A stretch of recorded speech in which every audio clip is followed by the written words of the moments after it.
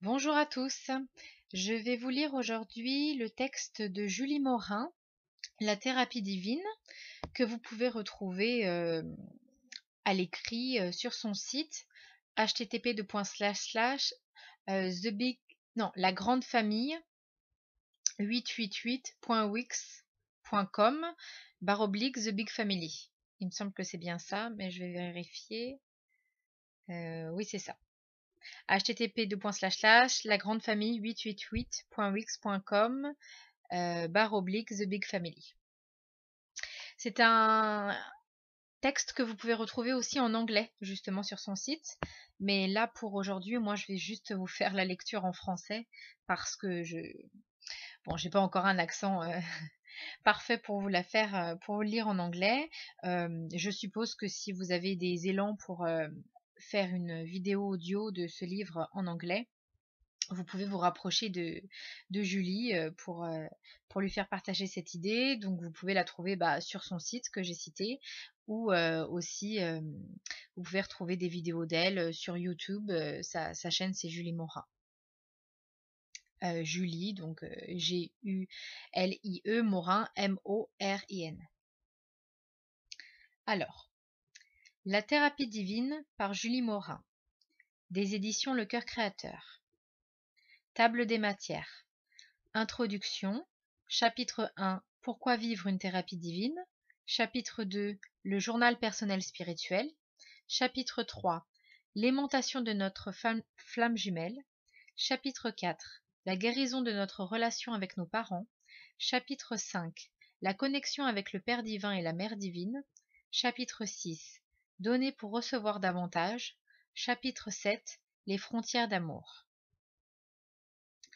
Introduction. Aujourd'hui, nous sommes jeudi le 10 octobre 2013 et le souffle divin est présent en moi pour m'inspirer à écrire un nouveau texte qui pourra aider certaines personnes à transformer leur vie.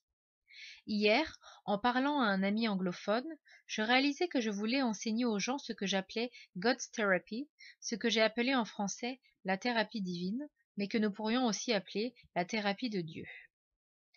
De nos jours, dans notre société, dans notre humanité, il existe de nombreuses formes de thérapie pour aider les gens. Mais à mon avis, selon mon expérience de thérapeute, j'enseigne la psychologie multidimensionnelle et je fais de la thérapie multidimensionnelle avec les gens depuis plus de 20 ans, la forme de thérapie la plus puissante est celle qui vient directement de Dieu, car il est le plus grand thérapeute qui soit. Tout ce que nous découvrons dans une thérapie, tout ce que nous lisons dans un livre de psychologie ou de spiritualité, provient des inspirations qui ont été reçues un jour par un ou des individus qui ont été nourris intérieurement de la présence divine, de la connaissance divine. Ces gens ont inventé des nouvelles façons de fonctionner, de se transformer, de guérir, un peu comme des inventeurs ou des artistes se retrouvent aussi souvent à innover, à créer de nouvelles choses, à ouvrir de nouveaux chemins, après avoir reçu de puissantes inspirations dans leur création, dans leur art, dans leur domaine de spécialisation. Ceux et celles qui comprennent cela, qui sentent que la source de toutes les inventions, créations et compréhensions nouvelles est en nous, cherchent des moyens pour se connecter de plus en plus souvent et intensivement à cette source intérieure qui peut nous inspirer, nous guider, nous aider, de façon illimitée. Dans ma vie, j'ai pris de nombreux outils à l'extérieur de moi, à travers des livres, des vidéos, des enseignements de toutes sortes, et aussi à travers des activités en groupe avec des gens inspirants qui partageaient leur univers de connaissances, de compréhension, de création. Toutefois, ce qui m'a le plus aidé dans ma vie provient des éléments que j'ai trouvés en moi, en me connectant à la source en moi, en me connectant à la présence divine intelligente, amoureuse et créative qui est toujours là pour moi. Mes découvertes les plus profondes, mes avenues de guérison les plus rapides sont issues des moments d'inspiration intense que j'ai vécus en écrivant mon journal personnel spirituel, en priant, en méditant, en discutant spirituellement avec un ou des amis inspirés eux aussi, ou encore après avoir fait une série de décrets de lumière ou après avoir partagé avec des gens la connaissance divine qui est en moi lors de conférences, d'ateliers, de consultations privées ou en petits groupes, où je me serais très reliée à la présence divine qui me guidait constamment à chaque instant de ma vie. Je sens qu'il est temps aujourd'hui que je résume ici ces outils que j'utilise depuis des années qui m'ont permis d'améliorer constamment ma vie, mes relations et de rencontrer au fil de ma route des gens de plus en plus amoureux, lumineux, créatifs, intuitifs, des gens inspirés eux aussi par Dieu, par leur présence divine en eux. Puisque tous les outils dont je vais vous parler aujourd'hui sont reliés à la présence de Dieu dans ma vie, j'ai senti que le nom de ce livre devait être La thérapie divine. Chapitre 1. Pourquoi vivre une thérapie divine? Pour vivre en santé, en paix, en harmonie avec soi, avec les autres et avec Dieu, et pour trouver la vie immensément belle, riche, stimulante et avoir envie de devenir un être immortel. Les gens souffrants veulent mourir au plus vite, les gens heureux veulent apprendre à s'immortaliser. Je fais partie de ces gens heureux, de ces personnes qui savent comment transformer profondément notre vie, et même comment cheminer pour entrer un jour dans les communautés des êtres immortels. Je suis ici pour partager avec les gens de tous les pays comment la thérapie divine est extraordinaire et comment elle peut complètement changer les perceptions des gens et leur apporter une qualité de vie nouvelle qui est merveilleuse et qui leur donne envie, eux aussi, d'avoir une longévité de plus en plus grande et qui sait d'apprendre à s'immortaliser comme d'autres l'ont fait avant eux. En fait, j'ai découvert tout au long de ma vie que les gens souffrent, souffrent et n'arrivent pas à trouver des façons profondes et durables de se libérer de leurs souffrances, qu'elles soient physiques, psychologiques ou spirituelles. Un très grand nombre de personnes se sentent si découragées par la souffrance ressentie depuis des années qu'elles ont baissé les bras, et parfois ces personnes ont même développé des idées suicidaires. Je comprends ces états intérieurs, je les ai déjà vécus, j'ai traversé ces grandes crises intérieures, ces passages à vide, ces moments de stagnation si décourageants. Je sais toutefois par expérience qu'il existe des chemins de sortie de tout cela, si on choisit de rester ouvert, de cheminer et d'apprendre à mettre dans notre vie des outils précieux qui peuvent métamorphoser profondément ce qui est vécu. J'invite donc les gens à découvrir les outils que je vais proposer ici dans ce petit livre, afin de ressentir comment ils peuvent devenir précieux, utiles et semblables à des leviers capables de soulever les plus grosses pierres, les plus gros obstacles que nous retrouvons sur notre chemin. Les gens qui souffrent font toutes sortes d'activités pour fuir leur souffrance, leur malaise ou leur maladie. Ils courent dans tous les sens pour passer le temps, pour se changer les idées, pour avoir l'impression de bouger, de faire quelque chose d'utile ou d'amusant, et ne plus penser à tout ce qui leur fait mal intérieurement. On pourrait dire qu'ils se droguent par toutes sortes d'activités. Télé, alcool, sexe, travail trop intense, sorties animées trop fréquentes, achats ou jeux compulsifs, projets continuels de rénovation, de construction ou de voyage, lecture de romans en quantité industrielle, jeux de cartes de société, de mots croisés en excès. Pour essayer de ne plus entendre la voix intérieure qui nous rappelle que nous sommes ici pour autre chose. Pour nous guérir profondément, nous éveiller grandement et créer une toute nouvelle société, une nouvelle humanité, une nouvelle planète, avec des gens qui comprennent de mieux en mieux comment il est possible de vivre le paradis sur la terre, et non pas uniquement attendre le jour de notre mort pour se retrouver dans un tel lieu, une autre dimension, plus paradisiaque que celle qui est vécue ici. La vie dans le présent peut être merveilleuse dès maintenant pour ceux et celles qui acceptent de vivre à chaque jour la thérapie divine, afin d'alléger toujours plus leur fardeau de vivre ainsi de plus en plus dans la légèreté, dans la bonté, dans la bienveillance, dans l'intelligence et dans la reconnaissance profonde de tous les cadeaux qui nous sont donnés et qu'il suffit d'apprendre à voir, à ressentir, à apprécier et à partager. Pour que notre vie devienne ainsi, pour que la joie soit présente de plus en plus souvent dans notre quotidien, nous sommes invités à trouver du temps pour mettre en priorité la thérapie divine dans notre vie. Je rencontre bien des personnes qui me disent « Je n'ai pas le temps, je dois faire ceci ou cela, au travail ou avec les enfants, ou pour avoir plus d'argent, ou pour préparer tel projet, tel voyage, etc. » Alors ils continuent de fuir, de courir et de ne pas vouloir s'arrêter pour régler leurs problèmes, leurs conflits, leurs malaises intérieurs, leurs maladies qui s'enracinent dans des éléments vécus il y a fort longtemps bien souvent, et la situation s'empire un peu plus chaque jour. Le malaise profond grandit, la maladie s'étend, la souffrance augmente, la nécessité de prendre des pilules, des médicaments, des drogues se présente car la souffrance devient trop intolérable. Et même avec tous ces signaux d'alarme, les gens continuent de courir et ne prennent pas le temps de s'arrêter, de chercher, de découvrir ce qui peut vraiment les aider. Bien des gens sont comme des bombes à retardement. Ils ont accumulé tant d'expériences difficiles, d'émotions souffrantes, de relations blessantes, qu'ils peuvent être à tout moment réactivés par un événement qui vient raviver une blessure du passé et faire en sorte qu'ils perdent tout à coup la maîtrise de leurs pensées, leurs paroles, leurs émotions et leurs actes, et qu'ils deviennent tout à coup grandement irrationnels, méchants, violents, psychologiquement ou physiquement, et qu'ils s'attirent encore par cela de nouveaux problèmes qui vont juste augmenter encore et encore la charge de leur souffrance et de leur malaise intérieur.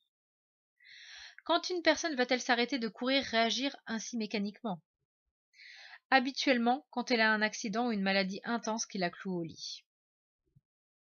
Si une personne ne choisit pas volontairement de ralentir, de prendre le temps de chercher ce qui ne va pas dans sa vie et comment l'améliorer, elle continue de courir tout partout à travers beaucoup d'activités superficielles, jusqu'au jour où, par surprise, la maladie frappe ou un accident frappe. Avec ce choc, certaines personnes peuvent arriver parfois à changer leur attitude, leur mode de vie et repartir ensuite sur de nouvelles bases, mais il n'est pas nécessaire d'attendre de vivre un tel choc pour réorienter sa vie différemment. La thérapie divine est un ensemble d'outils que l'on peut utiliser au quotidien ou hebdomadairement pour faire de nouvelles découvertes précieuses en nous, guérir de vieilles blessures intérieures, guérir des relations, ressentir de plus en plus la présence divine en nous, afin d'être guidés, inspirés, dynamisés d'une façon qui nous aide de plus en plus à chaque jour. Ce mode de vie est préventif, il nous évite de nous rendre à l'étape de la crise ou du grand choc qui nous met au pied du mur et nous oblige à regarder vraiment ce qui ne va pas à partir d'une situation physique très difficile. En choisissant volontairement de mettre à notre programme quotidien d'activités divers éléments de la thérapie divine, nous pouvons embellir, enrichir et transformer chaque jour notre vie, notre état de santé, notre état de paix et de bonheur, et tout s'améliore en nous ou autour de nous au lieu d'empirer. La thérapie divine nous fait avancer dans une spirale qui élève constamment nos vibrations, au lieu de cheminer dans une spirale qui abaisse constamment nos vibrations. Nous sommes invités à choisir volontairement de vivre divers moments de thérapie divine, au lieu d'attendre une crise dans notre vie. Nous pouvons réorganiser notre priorité afin que dans chacune de nos journées, il y ait certains des outils, certaines des pratiques spirituelles qui font partie de la thérapie divine à notre programme. Si la guérison et la reconnexion avec le divin passent ainsi en priorité dans notre vie, il est certain qu'un jour à la fois, un pas après l'autre, nous verrons toute notre vie se transformer et notre état de santé, de joie, d'émerveillement face à tout ce qui existe va constamment grandir, grandir, grandir.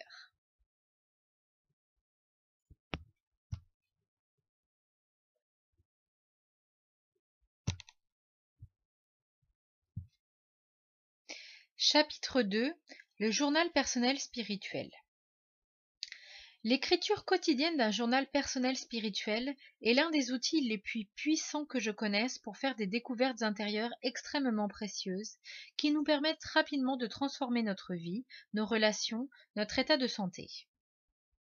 Je recommande vivement à toutes les personnes qui veulent embellir et enrichir leur vie d'écrire quelques paragraphes tous les jours dans leur journal personnel spirituel.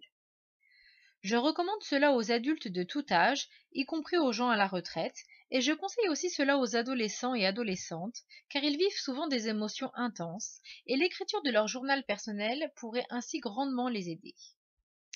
Au fil des années, j'ai écrit des milliers de pages dans divers journaux personnels que j'ai eus, et j'ai appris comment écrire d'une façon qui est encore beaucoup plus aidante. Voici quelques trucs, quelques conseils pour vous aider à écrire un journal personnel spirituel qui vous apportera beaucoup plus de satisfaction et de solutions. Vous pouvez écrire la date et l'heure tout en haut de la page en commençant à écrire, mais ce qui est encore plus important, c'est la salutation tout en haut de votre journal. Je vous suggère d'adresser votre journal à Dieu, donc de saluer Dieu au moment où vous commencez à écrire. Par exemple, moi j'écris souvent Bonjour mon Dieu d'amour et de créativité illimitée. Ou encore Bonjour mon Dieu de bonté, de beauté, de bienveillance et d'intelligence. Ou Bonjour mon Dieu de paix, de respect, de solution et d'invention. En fait, il y a une infinité de caractéristiques que vous pouvez marquer en saluant Dieu au début de votre période d'écriture, et cette salutation peut varier au fil du temps, au fil des jours, selon ce que vous ressentez, selon ce que vous souhaitez contacter davantage de Dieu pour votre journée. Alors n'hésitez pas à varier votre façon de saluer Dieu et permettez-vous de changer votre salutation aussi souvent que vous en sentez le besoin ou l'élan. Au moment où vous écrivez votre salutation divine, vous prenez conscience que vous n'écrivez pas votre journal personnel pour n'importe qui ou pour personne ou juste pour vous. Vous l'écrivez pour communiquer le plus directement possible avec Dieu. Et oui. Bien des gens pensent qu'il est impossible de communiquer avec Dieu. Ils se trompent. Dieu est à l'origine de tout ce qui existe, de tous les êtres du grand univers, et nous sommes tous et toutes ses enfants. Nous sommes par conséquent des enfants divins. Quel que soit notre âge et notre bagage, nous sommes et nous serons toujours des enfants divins, les enfants de Dieu, et nous avons le droit de vivre avec notre héritage divin, ici et maintenant. Toutefois, pour cela, il est nécessaire que nous cessions de refuser cet héritage divin. Il est important que nous acceptions dans notre vie la présence divine qui nous guide, le Dieu de grand amour qui peut apporter tellement de choses merveilleuses dans notre vie si nous cessons de le rejeter, l'oublier, le renier ou encore de dire qu'il n'existe pas. C'est un peu comme ici dans la dimension physique de notre planète. Nous avons tous eu des parents et nous avons tous choisi de rester ou non en contact avec eux, de rester plus ou moins proche d'eux ou de les rejeter complètement, de les oublier, de faire comme s'ils n'existaient pas. Avec Dieu, c'est la même chose. Nous avons choisi de lui donner une place dans notre vie, petite, moyenne ou grande, ou encore de ne lui en donner aucune. Les enfants qui ont eu le bonheur d'avoir des parents humains bienveillants et vraiment amoureux savent à quel point cela est précieux dans la vie d'avoir près de soi un père et une mère qui nous aiment et qui nous conseillent, nous assistent, nous racontent toutes sortes de choses, d'histoires, de souvenirs, et qui nous aident du mieux qu'ils le peuvent quand nous avons besoin d'eux. Ceux qui ont eu des parents humains méchants et peu aimants ont pu couper la relation avec eux en partie ou totalement et ont appris à faire la vie sans eux. S'ils ont conservé leur relation avec Dieu, le parent idéal, ils ont conservé le meilleur de tout cela. Mais s'ils ont rejeté Dieu en même temps qu'ils ont rejeté leurs parents humains, alors ils se sont retrouvés complètement orphelins. Il est bon et utile de savoir que Dieu n'est pas comme les parents humains malveillants qui existent sur la terre. En fait, Dieu est tout ce que nous pouvons imaginer de plus merveilleux, de plus aidant, de plus inspirant, et les parents qui sont devenus des êtres humains méchants sont en fait des humains qui ont choisi de tourner complètement le dos à Dieu il y a de nombreuses années. Et sans la présence de Dieu dans leur vie, ils se sont retrouvés de plus en plus démunis, et leurs capacités divines ont graduellement disparu, ce qui les a fait devenir des humains incapables d'aimer et d'agir vraiment avec intelligence et bonté. Leur créativité aussi a été grandement affectée, et tout ce qu'ils ont créé a été teinté de leur souffrance à vivre comme des orphelins, apeurés, cyniques, critiques et souvent destructeurs pour eux-mêmes et pour les autres. Certaines personnes ont réussi à s'éloigner de Dieu, à oublier ou à nier son existence, tout en conservant beaucoup de caractéristiques humanistes et à continuer de faire de belles et bonnes choses pour les gens autour d'eux et pour leurs proches. Ils ont réussi à conserver leur nature d'enfants divins bienveillants, même s'ils ont rejeté leurs parents, leurs créateurs, leurs sources créatrices. Mais dans cette situation orpheline, il y a quand même une souffrance profonde qui est cachée, un conflit très grand qui a été refoulé, j'en reparlerai tantôt. Et ces gens qui sont devenus des humanistes athées cherchent souvent à compenser le vide de Dieu dans leur vie par toutes sortes de dépendances qu'ils développent. Au lieu de recevoir en eux la puissance force divine, ils vont chercher dans des produits extérieurs à eux la force qu'ils voudraient avoir. Alors ils deviennent dépendants d'un ou plusieurs produits, par exemple la cigarette, la drogue, l'alcool, le jeu, le travail abusif, le sexe compulsif, la nourriture en trop grande quantité, le sucre excessif, les expériences extrêmes, etc. Une personne qui écrit régulièrement son journal personnel spirituel prend X minutes par jour ou par semaine pour se connecter à Dieu, à sa présence bienveillante, ressourçante, aidante, et recevra dans son champ d'énergie, son être, son âme, plein de nouvelles vibrations qui l'aideront à voir et sentir la vie d'une façon qui est toujours plus amoureuse, intelligente et bienveillante. Même si nous n'entendons pas Dieu nous parler comme nous pouvons entendre une personne en face de nous, nous pouvons ressentir la présence de Dieu en nous et autour de nous. Parce qu'en fait, Dieu est beaucoup plus grand que nous, alors sa présence peut nous envelopper et nous protéger au-delà de tout ce que nous pouvons imaginer.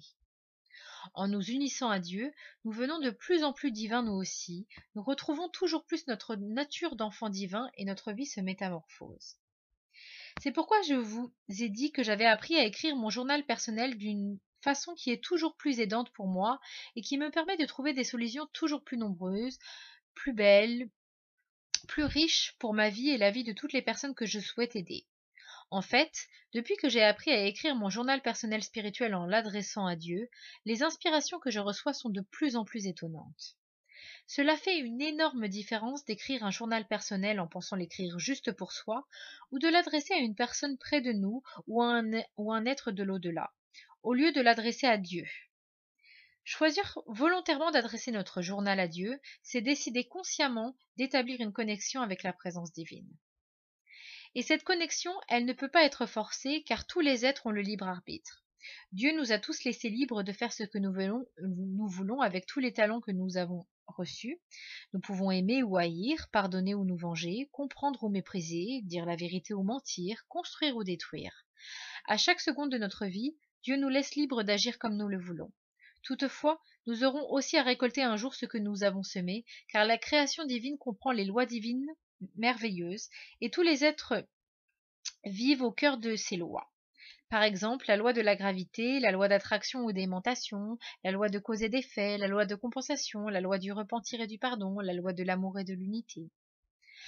Alors, une personne peut passer toute sa vie loin de Dieu, ou une partie de sa vie, si avant elle l'aimait et ensuite s'est mise à ne plus l'aimer, après l'avoir accusé de tous ses problèmes. Il est alors utile de savoir que Dieu n'est pas responsable de nos problèmes. Nous sommes responsables de la vie que nous nous sommes créée par les choix que nous avons faits à diverses étapes de notre route. Quand une personne choisit volontairement de se tourner vers Dieu pour recevoir ses conseils, son assistance, sa guidance, elle se tourne alors avec le conseiller, l'assistant, le guide le plus sage de toute la création. Nous pouvons tous consulter une grande variété de conseillers, assistants et guides dans la troisième dimension de la Terre ou dans les dimensions plus subtiles de la planète.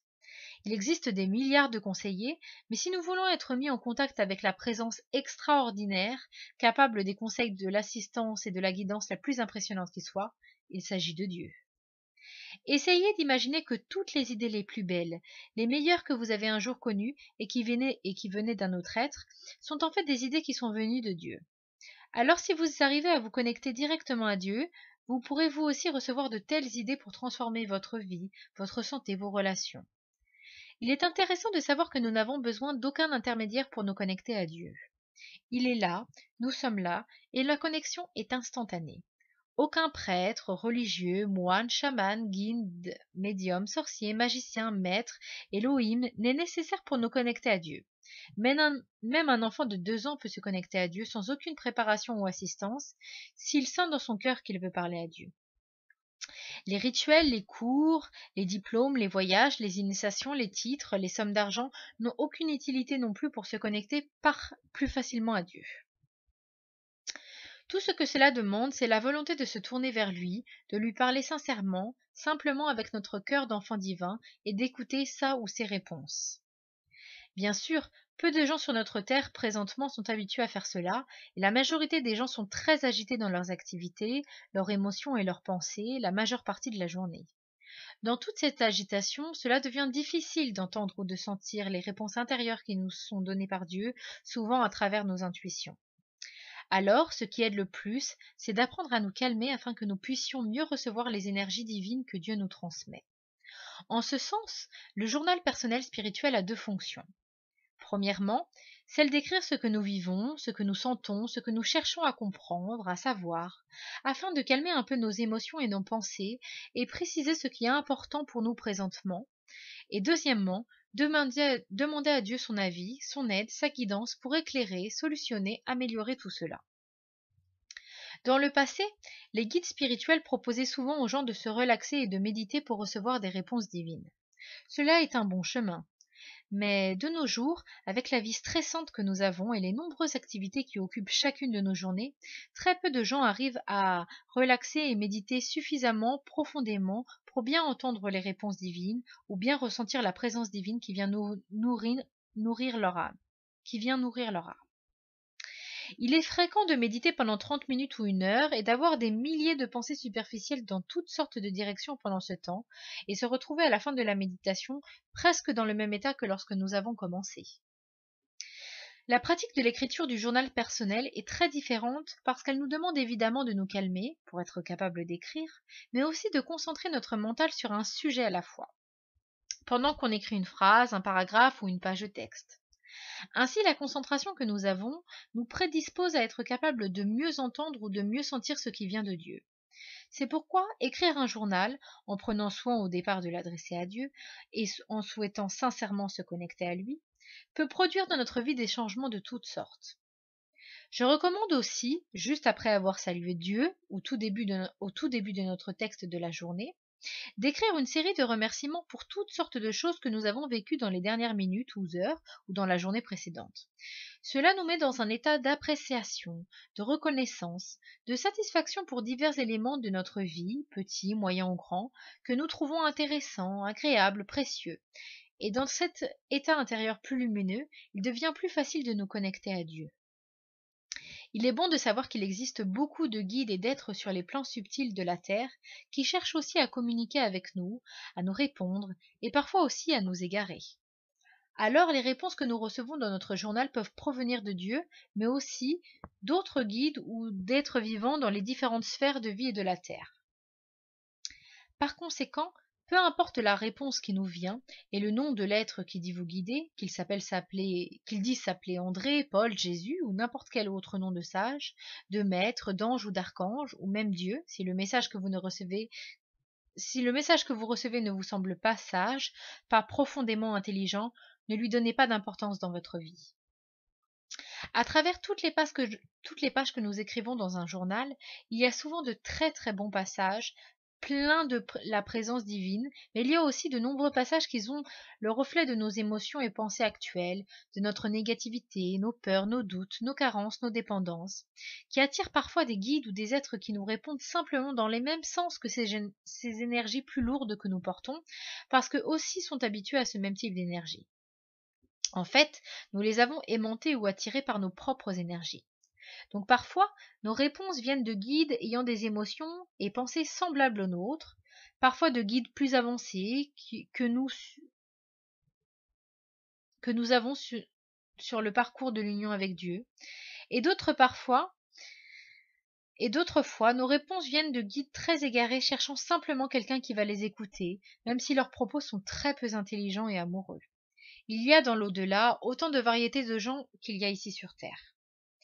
Alors, adressez-vous à Dieu en écrivant et laissez venir spontanément les réponses, et au fil du temps, vous verrez que les guides moins amoureux et moins intelligents vont graduellement s'éloigner de vous, et les guides plus amoureux et plus intelligents vont se rapprocher de vous, et la présence divine par moments va directement vous répondre. Il est très difficile de savoir si c'est Dieu ou un guide près de Dieu qui nous répond, mais cela importe peu.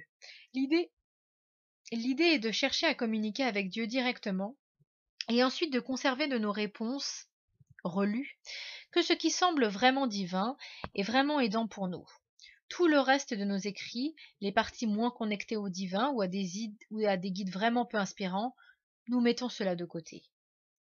Et ce qui est le plus aidant dans l'écriture d'un journal personnel, c'est de parler des émotions difficiles que nous vivons et de demander à Dieu de nous aider à travers la cause de ces émotions et comment changer cela. Car plus nous accepterons de parler à Dieu de nos émotions, plus son aide va nous permettre de nous libérer de nos émotions difficiles, désagréables, souffrantes, et ainsi nous serons de plus en plus disponibles pour recevoir des inspirations plus élevées qui ne seront pas bloquées par nos émotions turbulentes, et nous serons aussi capables d'avoir des pensées et des conversations avec nos proches qui seront moins encombrées d'émotions troubles, et toute notre vie va s'en trouver améliorée. Je vous recommande donc d'écrire en priorité dans votre journal sur les thèmes de votre vie qui vous troublent le plus, là où vous avez des émotions très désagréables, au lieu de chercher à étouffer ou à fuir ces émotions, et ainsi vous pourrez recevoir chaque jour l'aide de Dieu pour trouver l'origine de ces malaises et vous en libérer. Parfois, on sent le besoin d'arrêter d'écrire notre journal pendant X minutes, au beau milieu d'un paragraphe ou d'une phrase, pour pleurer doucement ou à chaudes de larmes, pour contacter vraiment une émotion qui nous habite. Cela est très très précieux de ne pas bloquer les émotions qui montent avant, pendant ou après nos moments d'écriture et de laisser ces émotions s'exprimer afin de nous en libérer. Si nous avons peur des réactions des gens autour de nous, nous pouvons aller dans un espace pour être tranquille, pour pleurer librement. Une salle de bain, une chambre, une voiture, un parc, une cabine de téléphone, une chapelle. Accepter d'être vu parfois dans des moments où les larmes et les sanglots sont présents, c'est très naturel et très sain de pleurer, que l'on soit enfant ou adulte, homme ou femme, garçon ou fille, car tous les humains ont des moments de vie difficiles et des émotions à libérer en lien avec des événements récents ou plus éloignés qu'ils ont été douloureux. Quand vous écrivez sur une émotion dans votre journal, écrivez autant que vous en sentez le besoin pour comprendre profondément la cause de cette émotion et la façon de faire à l'avenir pour ne pas vous retrouver dans la même situation qui a été vécue et qui fut souffrante. Au besoin, reprenez un même thème émotif plusieurs jours différents dans votre journal si vous n'êtes pas arrivé à la cause et à la compréhension profonde de ce qui s'est passé dans la situation qui a généré en vous cette émotion troublée. Bien des gens pensent en étouffant les émotions désagréables ou en les fuyant par des activités ou des consommations, le problème est réglé. Mais non, il est bien loin d'être réglé. Une charge a été enregistrée dans notre âme, et quand un événement semblable surviendra, il y aura à nouveau une autre charge qui s'ajoutera en nous, et ainsi de suite, à répétition, jusqu'au jour où nous aurons des réactions émotionnelles complètement disproportionnées avec les événements, des réactions très très fortes pour des situations en apparence anodines, tout simplement parce que nous ne faisons pas que réagir à l'événement présent, mais à toute une série d'événements semblables du passé que nous avons étouffés, que nous n'avons pas pris le temps de vivre, de libérer et d'approfondir en cherchant la cause qui les a provoqués. Il est utile aussi de savoir que lorsqu'un être désincarne, on dit souvent lorsqu'un être meurt, il perd son corps physique, mais il continue à vivre dans les autres sphères ou les autres dimensions de la Terre. Alors il se retrouvera dans un endroit où tout ce qui n'a pas été réglé en lui sera de nouveau ressenti, et où il aura autour de lui des êtres ayant le même type d'émotions et réactions. Les gens se retrouvent par affinité vibratoire. Donc, plus un être libère ses charges émotionnelles souffrantes en étant incarné ici, plus il pourra se retrouver dans l'au-delà, dans un lieu où se rencontrent des gens plus libérés de toutes sortes d'émotions souffrantes.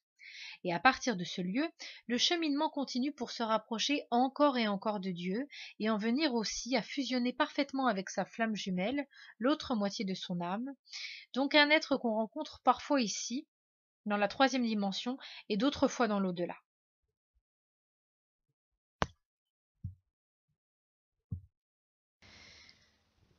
Chapitre 3. L'aimantation de notre flamme jumelle. Nous avons l'impression d'être une âme complète, mais nous sommes la moitié d'une âme qui s'est séparée en deux et qui a partagé ses talents entre deux moitiés. C'est pourquoi il est naturel de sentir en soi un manque qui ne provient pas uniquement de notre éloignement de Dieu, mais de notre éloignement de notre flamme jumelle, l'autre partie de l'âme commune que nous formons pour être vraiment complet. Nous pouvons toutefois nous sentir très très comblés, même avant d'avoir retrouvé l'autre partie de notre âme, si nous restons connectés à Dieu. Nous pouvons vivre dans la joie, la paix, la félicité, même en étant éloignés de notre flamme jumelle. Toutefois, à travers notre chemin de remontée vers Dieu, vers la source, il vient un moment où un être ne peut pas s'élever plus haut s'il n'a pas à ses côtés sa flamme jumelle, et certaines étapes suivantes pourront être franchies uniquement en se fusionnant en sa flamme jumelle et en reformant l'unité originale de l'âme avec ses deux parties unifiées. Certains êtres cherchent ici dans cette dimension leur flamme jumelle afin de commencer ici le parcours d'unification avec elle. D'autres êtres commencent cette recherche ou la continuent dans les dimensions plus subtiles de la Terre, si cet être n'a pas été trouvé ici. Parfois, il est possible de rencontrer sa flamme jumelle et de ne pas la reconnaître. En de nombreuses situations, les gens sont attirés par une personne à cause d'une forte attirance sexuelle, ou encore parce que des blessures intérieures sont semblables et que les deux êtres vibrent à un niveau similaire dans leurs blessures communes. Par conséquent, si la flamme jumelle d'un être est davantage guérie de ce type de blessure, il se peut que l'être encore blessé ne puisse pas imaginer ou sentir que sa flamme jumelle est cet être rencontré, et n'exprimant aucunement l'énergie de la blessure que lui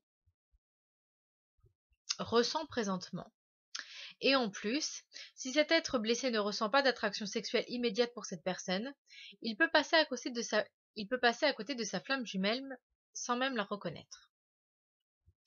La personne la moins blessée des deux, elle, pourra reconnaître sa flamme jumelle encore très blessée, mais devra patienter en étant simplement une connaissance ou une personne amie, en attendant d'être reconnue par sa flamme jumelle. La personne la moins blessée pourra faire tout ce qu'elle pourra pour aider, mais parfois l'aide sera refusée. La communication sera refusée, car la personne la plus blessée ne peut pas se sentir d'attraction pour sa véritable flamme jumelle et ressentir une attraction forte pour un autre être qui correspond davantage à sa vibration. Alors, il y a bien des gens qui pensent former un couple avec leur flamme jumelle, mais en vérité, ces gens sont avec une personne avec qui ils ont une attraction sexuelle et un processus commun de guérison, de blessure et de libération de carences et de dépendance. Quand un des deux êtres sera davantage guéri ou libéré, il aura la possibilité de sentir que la personne avec qui il vit n'est pas le miroir de son être, il n'est pas l'autre partie de son âme, il n'est pas sa flamme jumelle, et pourra alors s'ouvrir pour chercher et rencontrer sa véritable flamme jumelle. En étant célibataire ou en couple, plus un être chemine pour se rapprocher de Dieu, pour s'unir à Dieu, pour exprimer ses nombreuses qualités d'enfant divin, plus cet être développe un rayonnement qui va naturellement aimanter sa véritable flamme jumelle.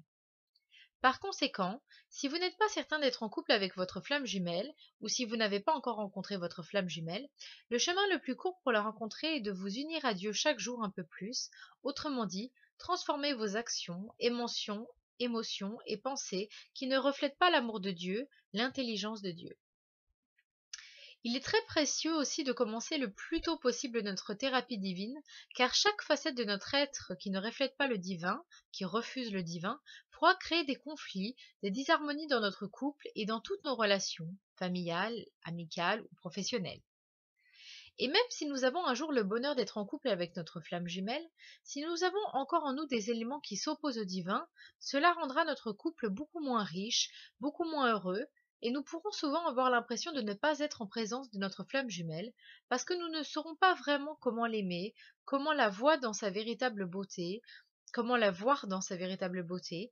apprécier la complémentarité de ses caractéristiques face aux nôtres. Dans la psychologie courante, on parle souvent de facettes d'ego en nous à transformer. Dans la psychologie divine, on reconnaît que sur les plans de lumière, l'ego c'est notre âme, avec tous ses volets plus positifs ou plus négatifs, en lien avec les parties de nous qui sont plus proches ou plus éloignées de Dieu. Ainsi, on ne peut pas associer l'ego uniquement à des volets négatifs. Pour cette raison, j'ai choisi d'inventer un nouveau mot pour parler des aspects de notre âme qui refusent le divin. J'appelle chacun de ces aspects le nid vide. C'est le mot divin écrit à l'envers pour signifier que c'est la part de nous qui s'oppose au divin ou qui refuse le divin.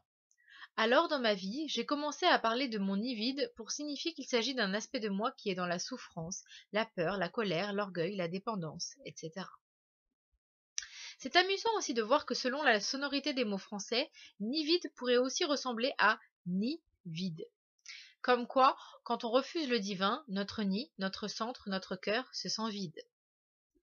Chaque petit, moyen ou grand nid vide à l'intérieur de nous correspond à un aspect de notre âme, de notre être qui refuse l'aide divine, l'inspiration divine, la présence divine. Aussitôt que cet aspect en souffrance se tourne de nouveau vers Dieu, la situation change complètement. Chaque nid vide en nous est comme un adolescent rebelle qui refuse l'aide de ses parents humains, ou comme un enfant divin qui refuse l'aide de ses parents divins, le Père divin et la Mère divine. Alors il se sent démuni, faible, pauvre, incapable, il manque d'estime, il cherche à conquérir le monde ou à faire de magnifiques démonstrations de puissance, de talent pour se donner de la valeur. Pourtant, quand un enfant divin reste uni à Dieu, il sent qu'il est aimé, protégé, assisté, et que sa créativité est illimitée car nourrie de toutes les idées divines infinies. Son estime de lui-même est alors forte, stable, et il n'a pas besoin de courir et de s'épuiser dans les compétitions, les démonstrations, les réalisations compliquées. Il a simplement à suivre les inspirations du moment dans les élans divins qu'il ressent, intuitivement, à chaque instant, et qui sont toujours imprégnés de douceur, de respect, de paix, d'amour et d'intelligence. Idéalement, un couple de flammes jumelles s'entraide constamment pour rester dans le rayonnement divin, dans les inspirations divines, et avancer à chaque jour pour exprimer sur la terre de plus en plus leurs caractéristiques divines. Ces deux êtres sont aussi en miroir et se complètent merveilleusement. Alors ils peuvent souvent avoir des projets de vie, des projets sociaux, des projets planétaires parfois, où les talents de l'un viennent compléter les talents de l'autre. Ainsi, ensemble réunis, ils peuvent accomplir des choses qu'il leur serait impossible de faire seuls.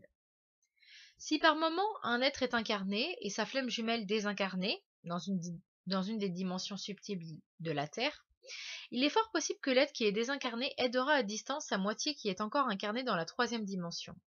Alors, il y aura quand même une forme d'union qui sera possible. Parfois aussi, deux flammes jumelles peuvent être incarnées dans des pays différents et parler une langue différente afin de développer un champ de relations, de connaissances très différent.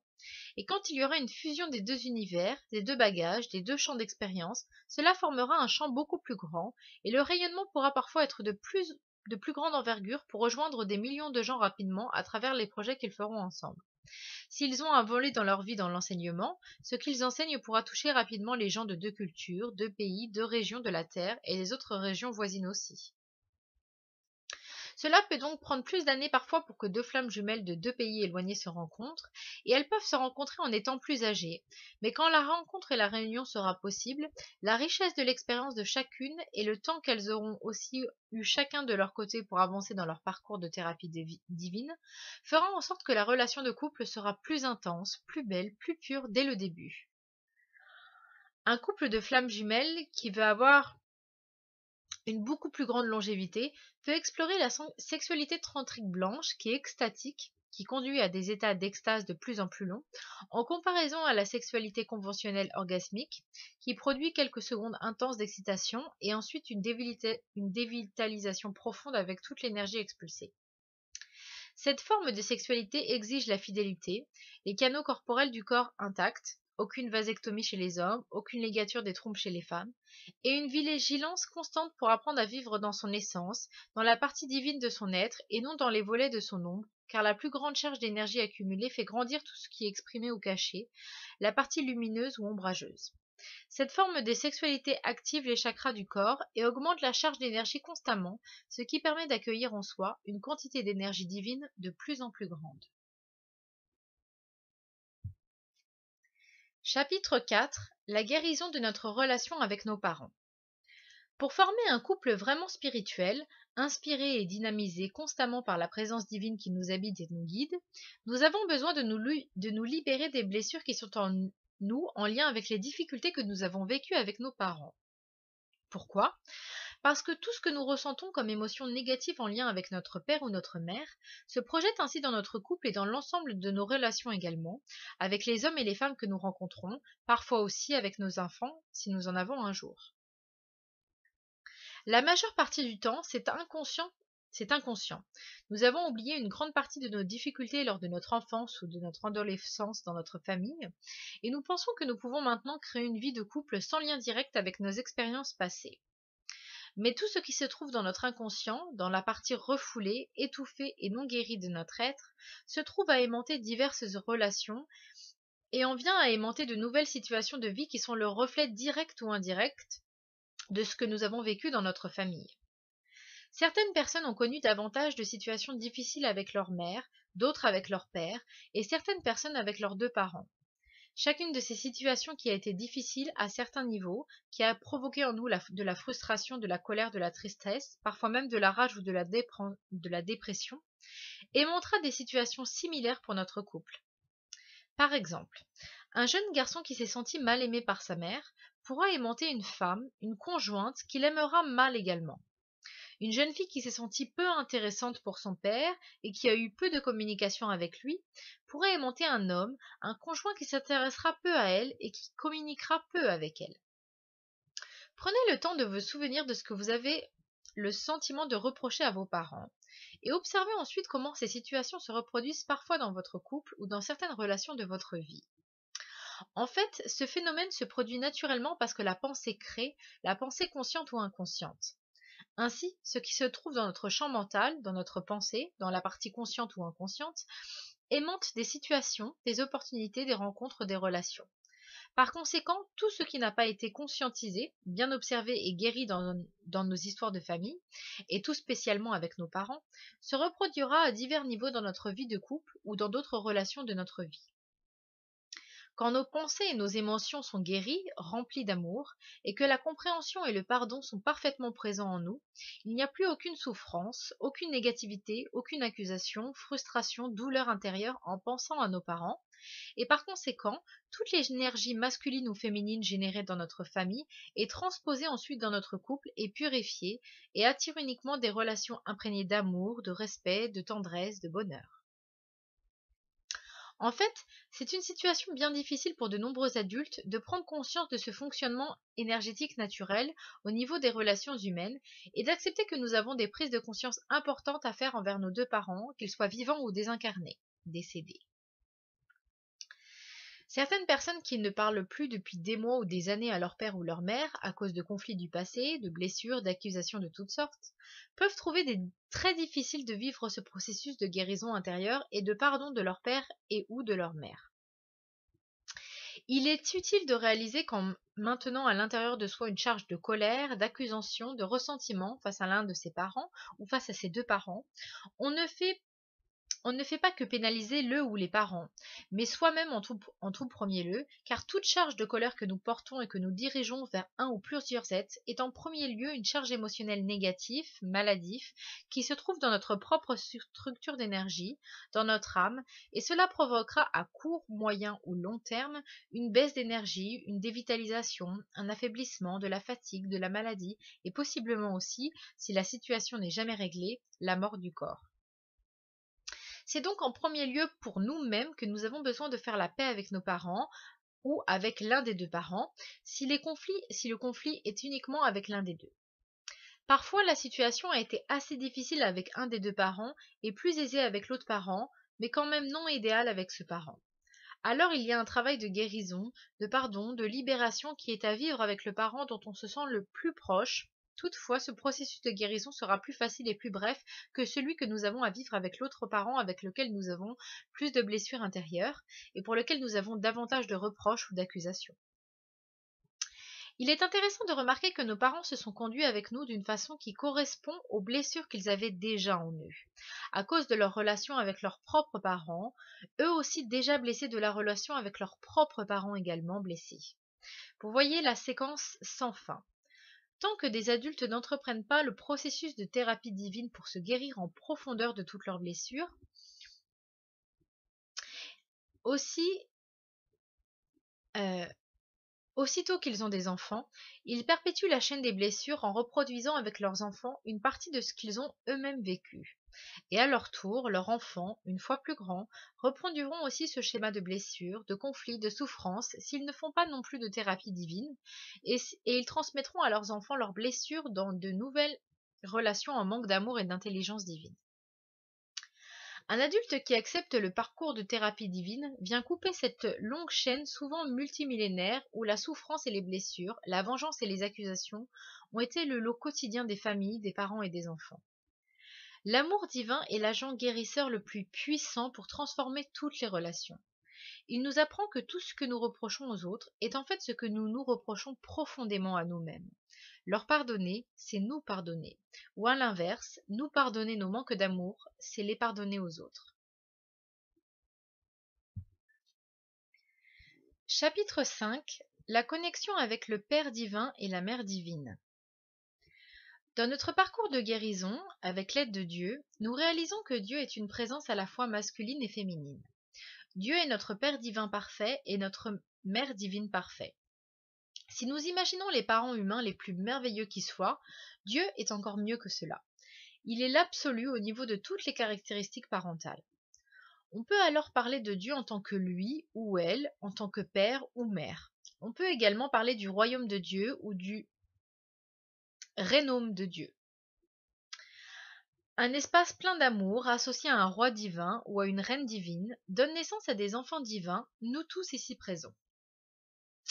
Bien des gens ont de la difficulté à imaginer Dieu en tant qu'être réel, pourtant c'est bien le cas, c'est une présence, une conscience qui a une capacité créatrice au-delà de tout ce que nous pouvons imaginer, qui est à l'origine de toutes les inspirations et intuitions que nous recevons, et qui nous guide en permanence selon un grand plan divin prévu pour tout l'univers, pour notre terre, et pour chaque être qui est en fait son enfant, son fils ou sa fille profondément aimé. Quand nous nous sentons abandonnés, seuls, isolés, en danger, c'est uniquement parce que nous avons tourné le dos à nos parents divins, à notre Père divin, à notre Mère divine, autrement dit, à Dieu, elle et lui, qui est toujours là pour nous assister, nous guider, nous dynamiser, si nous acceptons sa présence dans notre vie. Le problème majeur des êtres humains face à Dieu, c'est qu'ils se sont sentis si puissants, avec toute cette belle énergie divine, ces belles caractéristiques divines qu'ils ont en eux, puisqu'ils sont des enfants de Dieu, qu'ils l'acceptent ou non, qu'ils soient d'accord avec ou non avec cela, qu'ils ont eu l'idée de se prendre eux-mêmes pour Dieu, de mettre de côté Dieu, de ne plus converser avec lui ou elle, et ils en sont même venus à l'oublier ou à nier son existence. En se prenant pour Dieu, les enfants de Dieu ont commencé à vouloir faire les propres lois humaines au lieu de simplement respecter les merveilleuses lois divines qui ont toujours été là pour nous assister, nous protéger et harmoniser pleinement la vie dans le grand univers. Les enfants de Dieu qui ont oublié leur origine ont donné leur propre définition aux mots, aux choses, aux événements, ont inventé un fonctionnement illusoire, ont imaginé des scénarios et ont pensé que la vie pourrait vraiment fonctionner selon leurs envies, selon leurs rêves, leurs désirs, leurs illusions de toutes sortes. Mais il n'en est pas ainsi. Les lois divines sont toujours en fonction, même si les enfants de Dieu ont cherché à les oublier et à en inventer de nouvelles, et les lois divines vont toujours transcender les lois humaines, parfois bien imparfaites. Les enfants de Dieu, les milliards d'êtres humains qui se sont détournés de Dieu et qui ont fait comme s'il n'existait pas, ont créé bien des disharmonies, des conflits, des problèmes.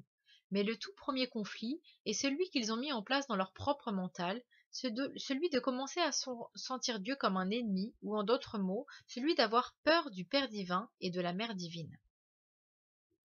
Car un enfant qui ne veut plus communiquer avec ses parents se met à avoir peur d'entendre parler de ses parents, ou de devoir être poussé pour une raison ou une autre à entrer en contact avec eux, ou à devoir les écouter. Il en est de même pour chaque enfant de Dieu qui a tourné le dos à son Père divin et sa Mère divine. Ne voulant plus les avoir dans sa vie, il s'est mis à les considérer, consciemment ou inconsciemment, comme des ennemis et on a toujours peur d'un ennemi. Chaque enfant de Dieu qui a rejeté son père et sa mère a donc dans son mental une peur très profonde, très cachée de Dieu. Il a peur de communiquer avec Dieu, de lui parler spontanément et de recevoir des conseils, une guidance, une assistance de ses parents divins. Les enfants divins qui ont peur de leurs parents divins, sans en avoir vraiment conscience, sentent que leur fonctionnement actuel va parfois contre les lois divines et que s'ils prennent le temps de communiquer avec Dieu, en d'autres mots avec leur Père divin ou leur Mère divine, ils pourront recevoir des informations qui leur demanderont de changer certains de leurs comportements afin de vivre avec plus d'amour et d'intelligence, plus de sagesse et de vérité, plus de douceur et de tendresse, plus de dynamisme et de créativité. Les enfants de Dieu qui ne veulent plus communiquer avec leur Père divin ont développé un manque d'estime d'eux-mêmes, car comme ils se sentent orphelins et moins puissants en ressentant moins la présence divine en eux, ils se sentent souvent petits et insignifiants, isolés et apeurés, et ils ont développé toutes sortes de mécanismes pour se protéger, se sécuriser, se penser très doués. Ils courent très souvent pour accumuler des protections, du matériel, des possessions, des réalisations, et ainsi se sentir un peu mieux. Pourtant, rien de tout cela n'est nécessaire pour un enfant de Dieu qui sait qu'il lui suffit de se laisser guider par ses parents divins pour être à sa juste place dans le grand plan divin. Apporter ses talents dans le monde, son amour et son intelligence dans chaque situation qu'il vit, et ainsi savourer chaque moment, chaque situation, chaque relation en s'aimant profondément, en aimant les autres et en aimant ses parents divins. En fait, la façon dont les êtres humains se sont éloignés de Dieu ont déformé son image, se sont mis à avoir peur de lui ou d'elle, cela a créé un énorme conflit dans sa pensée et dans ses émotions et dans tous les êtres qui peuvent être le reflet de ses parents divins, soit ses parents humains, il ne peut plus les imaginer parfaits car il ne peut plus imaginer ses parents divins parfaits. Comme toute part de notre imagination, notre pensée ainsi que notre ressenti avec de telles images ou idées d'imperfection en nous, nous attirons ou aimantons automatiquement des relations d'imperfection avec nos parents humains, avec notre conjoint et ensuite avec les gens qui sont aussi des reflets pour nous du Père divin et de la Mère divine. A l'inverse, un enfant de Dieu qui recommence à accepter qu'il a et qu'il a toujours eu un Père divin parfait et une Mère divine parfaite, se remet en contact avec eux, écoute et accepte leurs conseils et ajuste ses comportements, ses choix, ses décisions selon les lois divines qu'il comprend de mieux en mieux avec l'aide de son Père divin et de sa Mère divine. Il existe sur la terre des gens qui écoutent depuis un certain temps les conseils divins.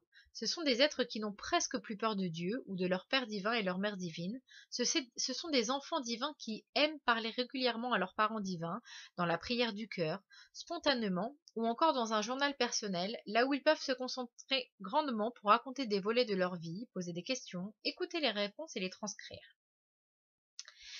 Si vous voulez mieux comprendre les lois divines d'harmonie qui aident les gens à vivre de plus en plus en santé, heureux, joyeux et dans la solidarité, car en réalité nous faisons tous partie d'une même famille universelle, il vous suffit de développer une amitié spirituelle avec les êtres que vous découvrez qui aiment profondément Dieu, ou en d'autres mots leurs parents divins, leur Père divin et leur Mère divine. L'humanité est passée à travers toutes sortes de grandes étapes où par moments les êtres étaient plus proches de leur Père divin ou de leur Mère divine. Depuis quelques millénaires, sur la Terre, les êtres ont plus souvent rejeté ou oublié leur Mère divine et accepté leur Père divin, et par conséquent, ils ont souvent mal aimé les mères, les femmes et les filles. À d'autres époques plus lointaines du passé, ce fut l'inverse. Le Père divin était plus rejeté ou oublié, et les pères, les hommes, les garçons étaient davantage mal aimés.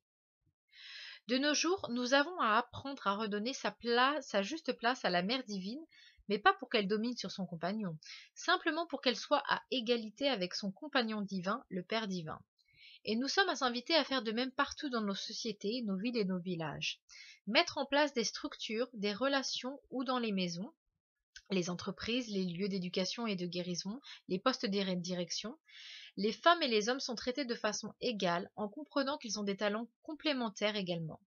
Autrement dit, ils n'ont pas toujours leurs forces aux mêmes endroits, mais les forces de l'un comme les forces de l'autre font en sorte que tout milieu de vie qui accueille en égalité leurs forces s'enrichit, s'embellit, se transforme et aide les êtres qui s'y trouvent à vivre plus heureux et plus épanouis, car les deux facettes de leur être, la partie masculine et la partie féminine, sont pleinement respectées, valorisées et aimées.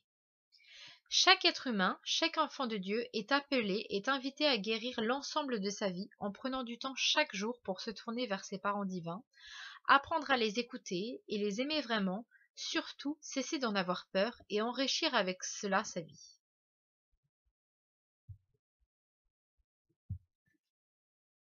Chapitre 6. Donner pour recevoir davantage. Très peu de gens comprennent que pour recevoir davantage, nous avons besoin d'apprendre à donner davantage.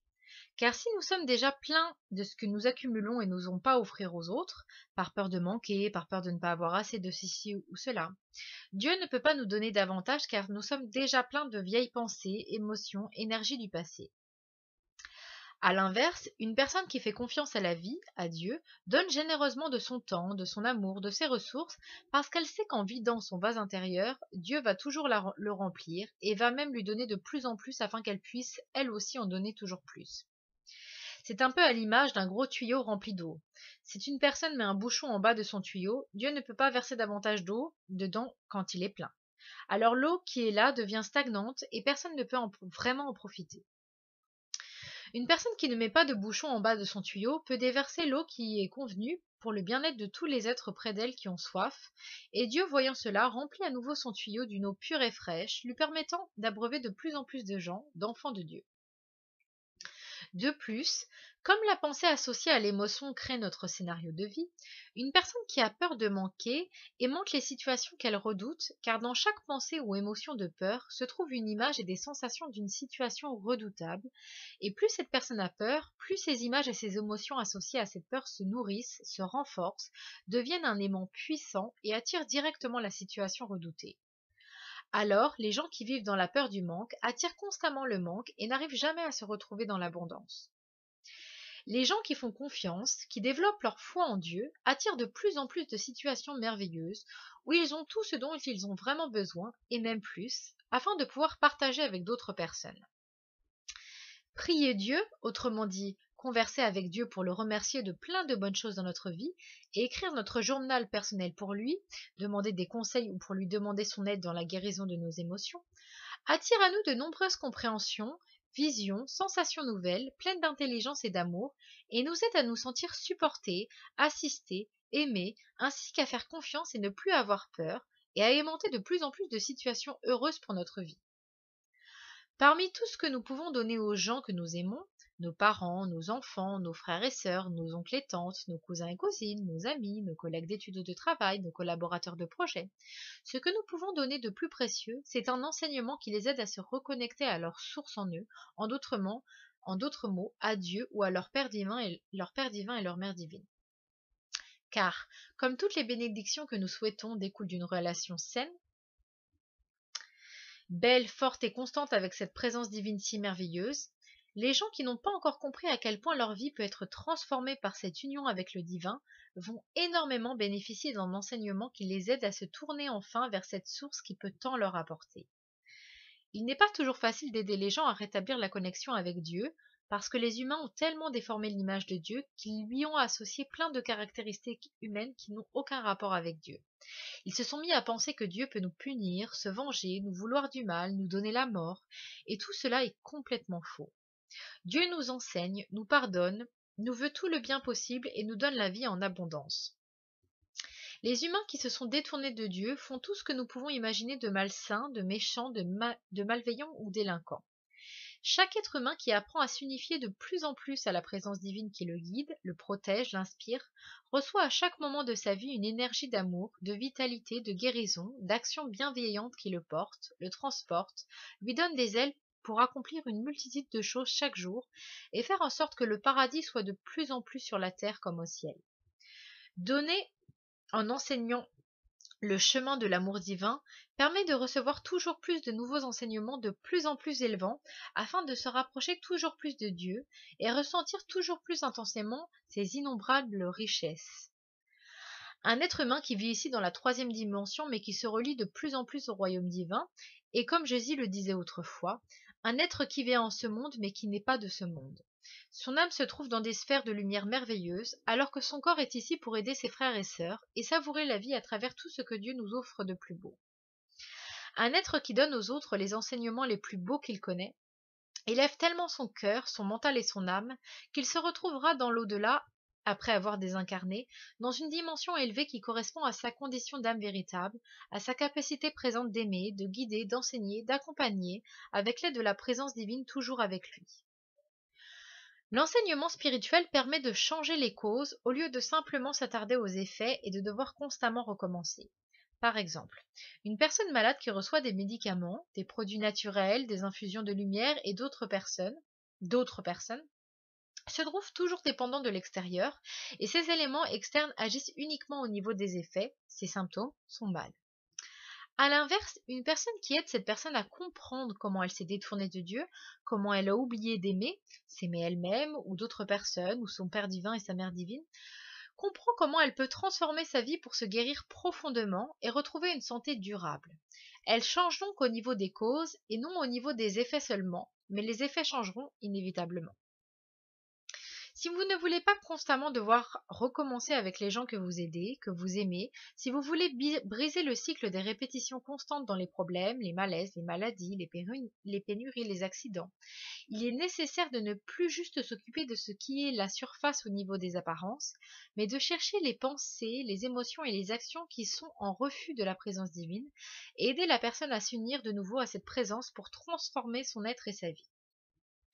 Par ce chemin, des milliers de gens peuvent être aidés, se libérer définitivement de nombreux problèmes et devenir capables à leur tour d'aider de nombreuses personnes autour d'elles. Une personne qui a compris et qui aide 10 autres personnes à comprendre, qui aide à leur tour 10 autres personnes à comprendre, pouvez-vous imaginer ce que cela va donner dans 10 ans, dans 100 ans, dans 1000 ans? Cela donnera des millions de gens différents. Notre Terre est en train de se transformer profondément par le travail patient des gens qui apprennent à spiritualiser leur vie et à partager avec les gens qu'ils aiment ce qu'ils ont compris de vraiment précieux. Faites-vous partie de ces gens? Ferez-vous partie de ces gens? C'est à vous de décider. Vous avez votre libre arbitre et personne ne vous obligera à faire quoi que ce soit pour vous-même ou pour les gens que vous aimez.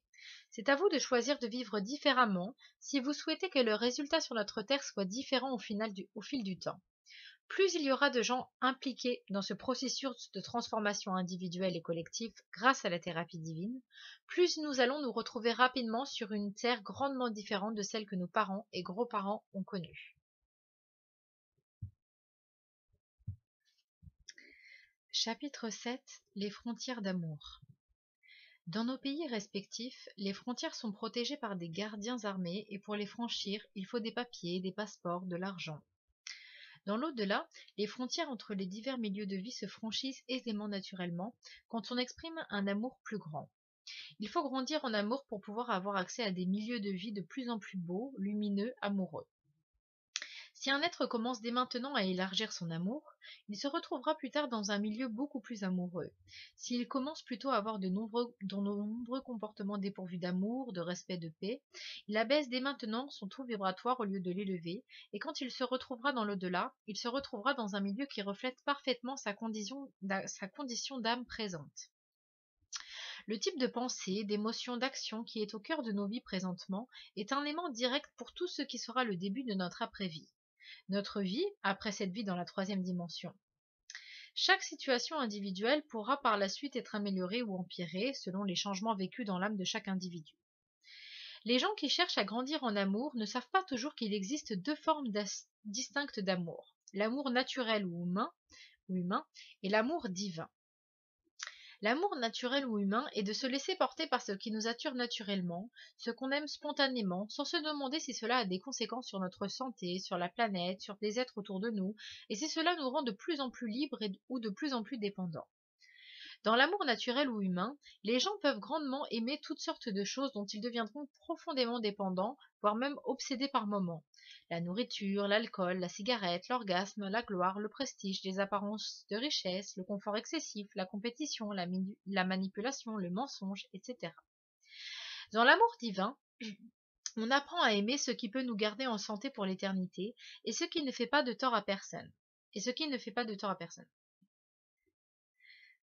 Cela nous conduit à une vie plus équilibrée, plus tempérée, avec plus de sensibilité, de délicatesse, de simplicité, de collaboration, de co-création et de vérité. Dans l'amour divin aussi, nous demandons très souvent à Dieu son avis et nous nous assurons de vivre d'une façon qui respecte les lois divines d'harmonie. Si nous ne sommes pas certains que notre comportement, notre pensée, notre attitude sont alignés avec la présence divine intelligente et amoureuse, nous attendons avant de continuer. Nous continuons de prier, d'écrire notre journal personnel, de discuter avec des amis spirituels, pour nous assurer de ne pas avancer dans une direction qui pourrait être blessante pour nous, pour d'autres personnes ou pour la planète. Pour vivre ainsi en cessant de nourrir notre nid vide, l'aspect en nous qui va à l'encontre du divin, et en refusant de développer toujours plus nos dépendances, nous avons besoin d'identifier nos émotions troublées qui nous poussent vers les dépendances et la fuite. Nous avons besoin de rechercher quelles sont nos peurs, nos colères, nos frustrations, et aller à la cause de cela pour qu'elles puissent disparaître. Nous avons aussi besoin de ressentir profondément nos émotions agréables et désagréables pour devenir de plus en plus conscients de ce que nous vivons vraiment et être capables d'aller au fond des choses, des situations, pour les transformer définitivement. De plus, Dieu est en premier lieu vivant en nous par notre ressenti d'amour, de joie, de paix. Alors si nous bloquons nos émotions difficiles, nous bloquons aussi notre contact direct avec Dieu. Les gens qui refusent de ressentir leurs émotions, de les laisser monter, de les pleurer aussi par moments, étouffent ce qu'ils ressentent et en viennent à ne plus ressentir ni ce qui est agréable, ni ce qui est désagréable, et à ne plus sentir non plus quels sont leurs véritables désirs, élans, issus de Dieu pour embellir et enrichir le monde. Les gens qui ne font pas de travail régulièrement pour libérer leurs émotions et les transformer deviennent froids, indifférents, neutres et n'ont plus d'opinion sur rien, car ils trouvent toujours des arguments pour justifier les positions de tous les côtés. Lorsque l'on veut étendre notre amour, nous avons besoin au départ de contacter nos émotions, de nous ouvrir pour les ressentir, pour ressentir aussi ce que vivent les gens près de nous, et d'être à l'écoute pour voir ce que nous pouvons faire, dire, partager, qui pourrait les aider et nous aider également. Car quand les gens près de nous vont mal, une partie de notre univers se trouve à aller mal. Et par la loi d'aimantation, ce n'est pas un hasard. Nous avons aimanté cette situation dans notre vie, et il y a un miroir quelque part avec notre monde intérieur. Nous sommes alors invités à ne pas accuser l'extérieur, mais plutôt à chercher qu'est-ce qui en nous a une vibration semblable, comment nous pouvons changer cela, et comment nous pouvons aider les gens semblables à nous à comprendre ce que nous avons compris qui nous ont fait vraiment du bien. Parfois aussi, le simple fait de changer intérieurement, de ramener l'amour où il était absent, se trouve à inviter l'amour à se manifester spontanément par aimantation naturelle dans la vie d'une personne proche de nous qui était en miroir de nous. Quand nous avons un conflit avec une personne, il est précieux également de ne pas nous soucier uniquement de la vérité de nos paroles, mais de l'amour qui est présent dans le ton que nous utilisons pour parler à cette personne. Nous pouvons apprendre à former un cocon d'amour avant de commencer toute discussion qui sera potentiellement difficile et chargée d'émotions avec une personne près de nous.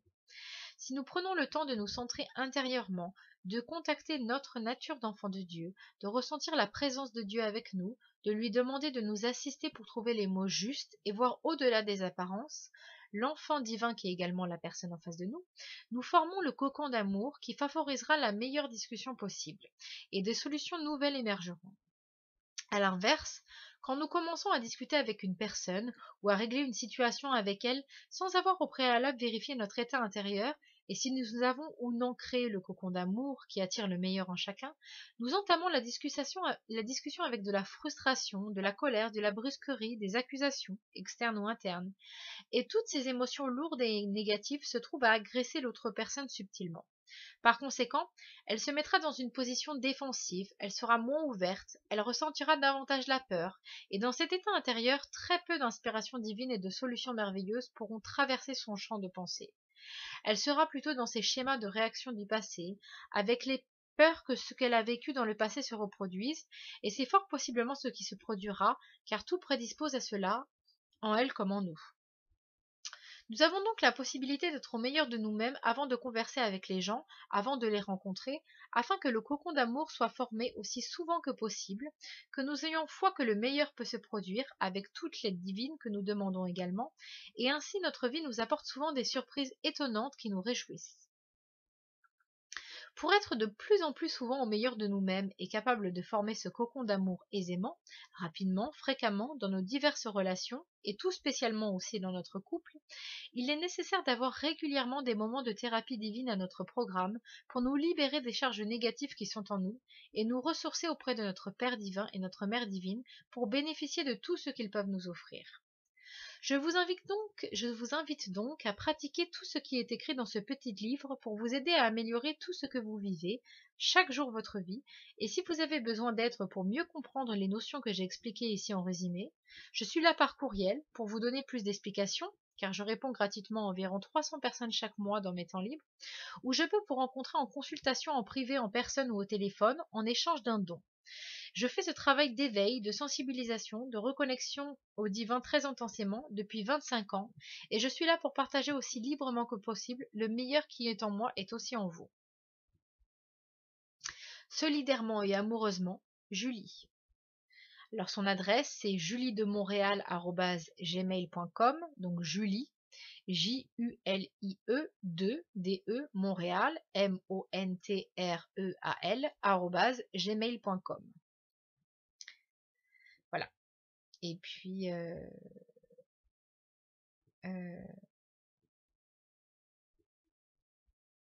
c'est tout, oui. Elle remet aussi son site, La Psychologie Divine, que vous pouvez trouver. Donc, c'est le www.lejardinvideo.wix.com/psychologie divine.